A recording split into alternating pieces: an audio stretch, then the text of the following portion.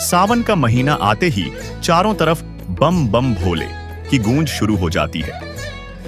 सावन शिवरात्रि, जो हर साल सावन माह के कृष्ण पक्ष की चतुर्दशी को आती है, वो दिन जब लाखों लोग शिवलिंग पर जल और दूध चढ़ाते हैं, व्रत रखते हैं और कांवड़ यात्रा पर निकल पड़ते हैं। कहते हैं ये सब करने से पाप धुल जाते हैं, कष्ट मिट जाते हैं और भगवान शिव की कृपा बरसती है। लेकिन जरा ठहरिए, क्या ये सब शास्त्रों में लिखा है?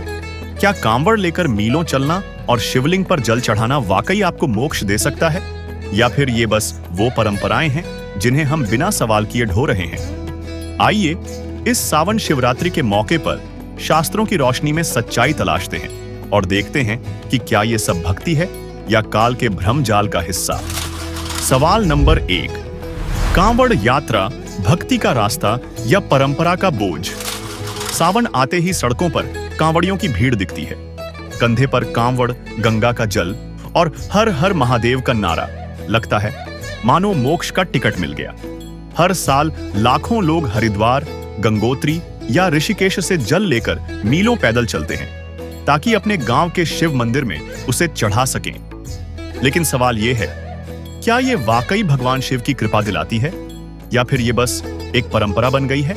एक लोक मान्यता के मुताबिक जब सागर मंथन हुआ तो उसमें 14 रत्नों के साथ साथ विष भी निकला। भगवान शिव ने सृष्टि को बचाने के लिए वो विष पी लिया, जिससे उनका कंठ नीला पड़ गया और वो नीलकंठ कहलाए। लेकिन विष का असर कम करने के लिए देवताओं ने शिव जी पर गंगा जल चढ़ाया। कहते हैं यहीं से कांवड़ यात्रा की शुरुआत हुई। दूसरी मान्यता यह है कि सावन में गंगा जल से शिवलिंग का अभिषेक करने से भक्तों के सारे पाप धुल जाते हैं। लेकिन जरा गीता या वेद खोलकर देखिए, क्या कहीं कांवड़ यात्रा का जिक्र है? नहीं दोस्तों, ये बस लोक मान्यताएं हैं जो सालों से चली आ रही हैं। और हाँ, कांवड़ यात्रा की सच्चाई देखनी हो तो इन वीडियो को देख लीजिए। मेरठ में कांवड़ियों के उपद्रव की खबर आ रही है। मेरठ कैंटोनमेंट हॉस्पिटल के सामने स्कूल बस में कांवड़ियों ने तोड़फोड़ की है। बताया जा रहा है कि हरिद्वार से गाजियाबाद लौट रहे कांवड़ियों के एक जत्थे ने बस से टक्कर के बाद 3 कांवड़िए जब जख्मी हो गए तो अन्य कांवड़िए आक्रोशित हो गए और बस पर हमला बोल दिया।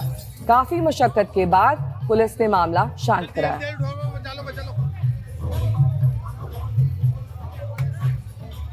तो कांवड़ियों के बवाल की खबर और शहरों से भी आई है, देखिए रिपोर्ट।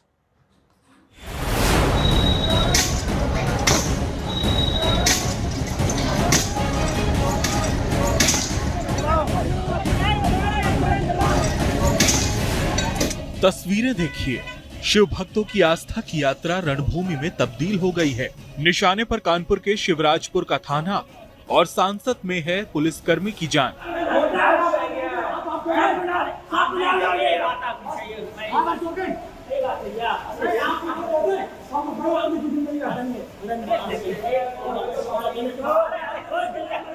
हाँ, खून पे खून निकले जा रहा है। पुलिस के मुताबिक मामला बहुत मामूली था, लेकिन कांवड़ियों ने बवाल काट दिया।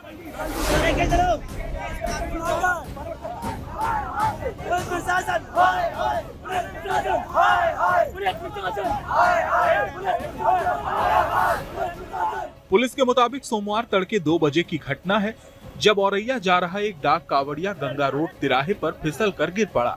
कांवड़ियों ने आरोप लगाया कि वो पुलिस का डंडा लगने की वजह से गिरा। इसी बात पर गुस्साए कांवड़ियों ने भीड़ प्रबंधन में लगे स्काउट और पुलिस पर हमला कर दिया। कांवड़ियों से बचकर पुलिसकर्मी थाने आए तो उनके पीछे पीछे वही उपद्रवी थाने पर पहुंचकर हंगामा करने लगे। डाक कांवड़ियों की एक टोली जो कि बिठूर से जल लेकर के औरैया जा रही थी, उसमें डाक कांवड़िया दौड़ता हुआ बहुत तीव्र गति से मोड़ पर स्लिप करके स्वतः अचानक गिर गया, जिसको वहां पर उपस्थित भारत स्काउट गाइड का छात्र, वो होमगार्ड व चौकीदार द्वारा उठा दिया गया। वो टोली अपना आगे बढ़ गई। तत्पश्चात उसके पीछे कुछ उपद्रवियों की एक टोली आई और उनके द्वारा वहां पर उपस्थित पुलिस बल के साथ काफ़ी दुर्व्यवहार किया गया। इस क्रम में वो पुलिसकर्मी थाने की तरफ चले गए। उनके पीछे पुनः वही उपद्रवी और आ करके थाने में काफ़ी हंगामा और तोड़फोड़ किए, जिसके संबंध में उसमें उपद्रवियों में कुछ लोगों को 170 BNSS के तहत पुलिस हिरासत में ले लिया गया। वो उनको जेल भेज दिया गया। पुलिस ने सीसीटीवी फुटेज के आधार पर 20 लोगों के खिलाफ नामजद और करीब 12 अज्ञात लोगों के खिलाफ बवाल, मारपीट और सरकारी संपत्ति को नुकसान पहुंचाने के आरोप में मामला दर्ज किया।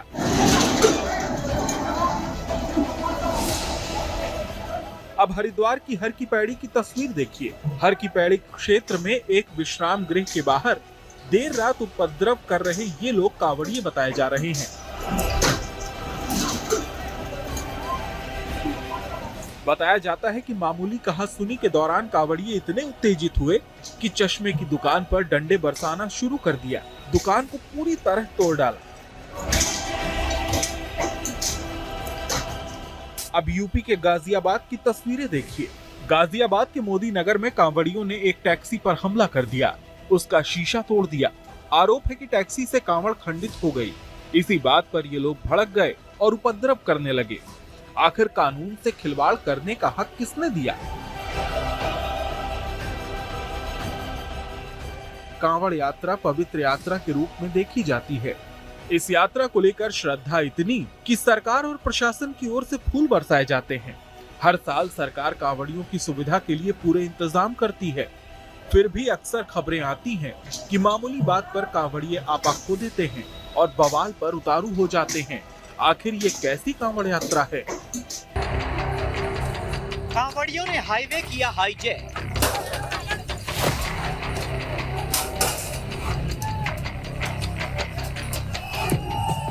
बीच सड़क पर काटा बवाल। वाहनों में तोड़फोड़, श्रद्धालुओं से मारपीट।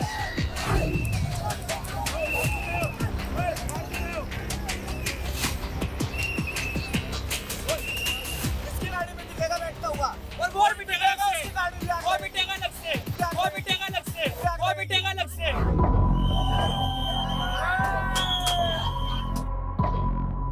तस्वीरें कांवड़ सीजन में विवादों का एपिसेंटर बन चुकी नारसन की है। उत्तराखंड की सीमा पर मौजूद नारसन में कांवड़ियों के उत्पात की नई किस्म सामने आई है। हरिद्वार की तरफ से एक ऑटो आती दिख रही है। कांवड़ियों की भीड़ उस ऑटो की तरफ दौड़ती है, उसे रोकती है। ऑटो में सवार श्रद्धालुओं के साथ मारपीट करने लगती है।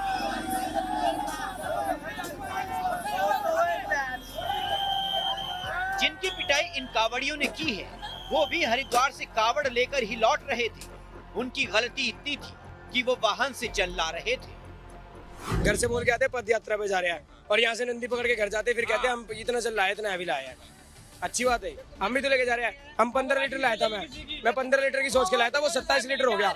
मैं भी चल रहा हूँ, मेरे कंधे टूटे पड़े हैं बिल्कुल। इसीलिए आप लोग टेम्पो को इसलिए रोक रहे हैं। हाईवे पर मॉरल पुलिसिंग कर रही कांवड़ियों की भीड़ को ये नागवार गुजरा। ऐसा करने वाले हर कांवड़िए को पीटने और वाहन तोड़ने की धमकी देने लगे।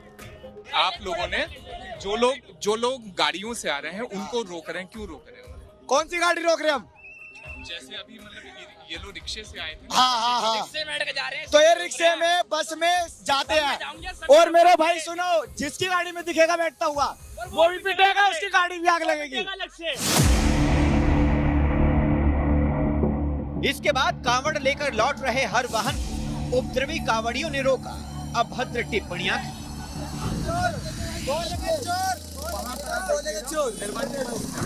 कोई इनके हत्थे चढ़ जाता तो उसे वाहन से उतारकर उसके साथ बदसलूकी करते। देखिए किस तरह इस श्रद्धालु से बीच सड़क पर उठक बैठक लगवाई जा रही है। अब उठक बैठक करवाई जाए तो ये स्थिति इस वक्त है यहाँ पर उत्तराखंड यूपी बॉर्डर के अंदर उत्तराखंड की तरफ। ये जो सारी स्थिति दिखा रहे, ये उत्तराखंड के भीतर की ये सड़क है। अब ऐसे में बड़ा सवाल यही है उत्तराखंड पुलिस के ऊपर, उत्तराखंड सरकार के ऊपर, कि जो लगातार ये दावा करता है कि वो सकुशल कांवड़ को आयोजित करवा रहा है, सारी चीजें वो सकुशल कर रहा है, तो ये सकुशलता है। जहाँ पर कांवड़ियों की ये मॉरल पुलिसिंग चल रही है, वहाँ पर कोई पुलिस मौजूद नहीं है। कांवड़ी बेखौफ होकर हुड़दंग मचा रही हैं, श्रद्धालुओं को परेशान कर रही हैं, जबकि ये उत्तराखंड की सीमा है।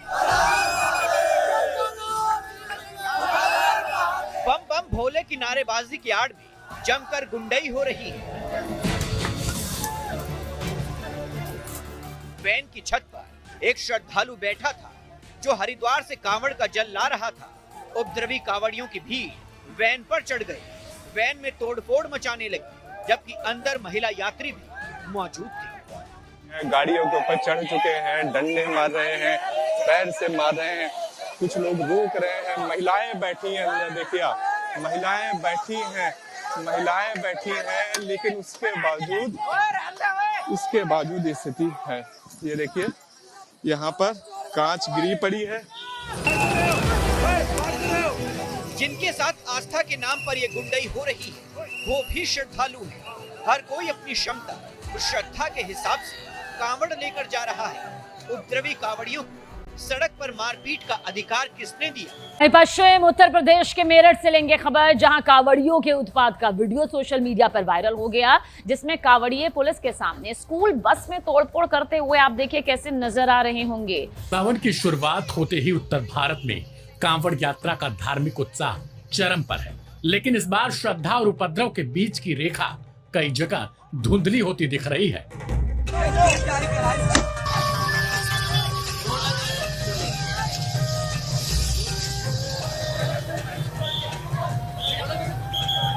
हरिद्वार, बहादुराबाद और ऋषिकेश से लेकर मेरठ और मुजफ्फरनगर तक पिछले 2 दिनों में ऐसे कई दृश्य सामने आए हैं जहां कांवड़ यात्रा को आस्था से ज्यादा अराजकता में तब्दील होता दिखाया गया।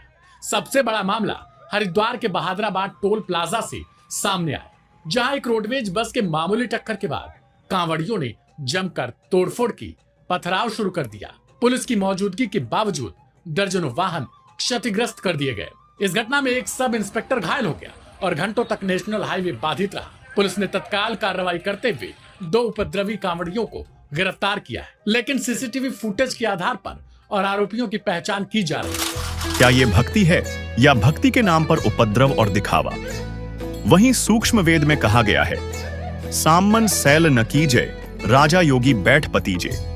सावन में इतना पाप होता है भ्रमण करने का, सैर करने का, जितना पूरे साल में नहीं होता, क्योंकि सावन में छोटे बड़े अनगिनत जीव उत्पन्न हो जाते हैं।